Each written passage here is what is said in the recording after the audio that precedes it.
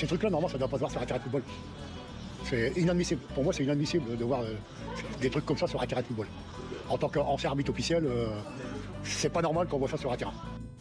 Là, on parle d'un enfant de 9 ans. On ne parle pas d'adolescent de 17 ou 18 ans. Un enfant de 9 ans qui va au football, enfin, on ne sait pas exactement ce qui s'est passé, sauf qu'il s'est bien fait lyncher, le pauvre gosse. En fait, on ne peut plus être en sécurité sur un terrain de foot à 9 ans. Ça interroge aussi les règles. C'est-à-dire que le sport, ça apprend aux enfants la rigueur, le dépassement, mais aussi les règles, le code du sport. Et quand on a ce genre de choses, et ce qui finalement a été transmis aux enfants qui l'ont lynché, c'est l'absence de règles sur le stade et à proximité du stade. Et plus loin que Pascal Pierre. Il y a aussi un tabou dont il faut parler dans ce monde-là du football, qui est un vrai monde, finalement, où se reflète la fracture identitaire. C'est le racisme anti-blanc. C'est une réalité. Moi, j'écoutais et je lisais Daniel... Non, mais c'est vrai, Daniel Riolo, Racaille Football Club, qui l'explique très bien. J'entendais les propos de Pierre Ménès également, qui parle de l'ostracisation de son fils parce que blanc.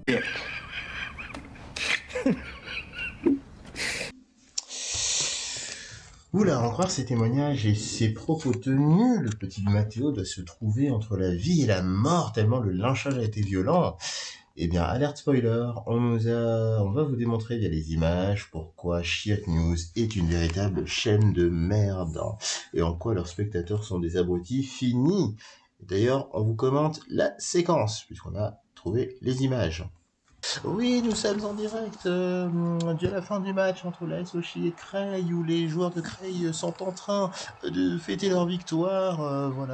Victoire de Creil, normal. On voit du côté droit la frustration du joueur de l'AS Auchy. Mais bon, c'est une défaite comme une autre. Donc les parents rentrent sur le terrain. Et là, qu'est-ce qui se passe?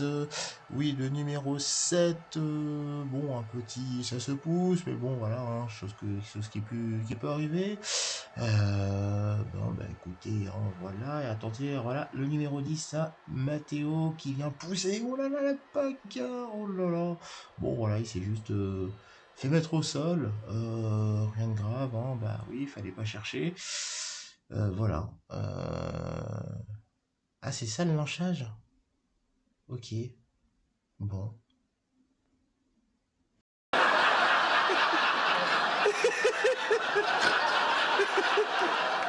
You think that's funny?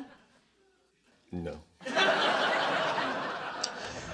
Voilà, comme d'habitude, l'extrême droite nous a vendu un lynchage anti-blanc, une agression horrible sur un pauvre enfant innocent. Bon, sauf que les images nous montrent clairement une simple bagarre, comme on en voit souvent lorsque des mauvais perdants ne savent pas gérer la frustration d'une défaite.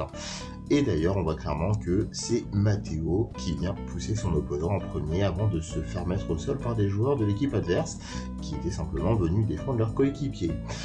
Voilà une séquence de 7 secondes grand max et un coup de pied ramassé nous est vendu comme un lynchage d'une extrême violence. Alors bien sûr, rien ne justifie de tels gestes d'un camp comme de l'autre, mais là... Enfin bon, restez connectés.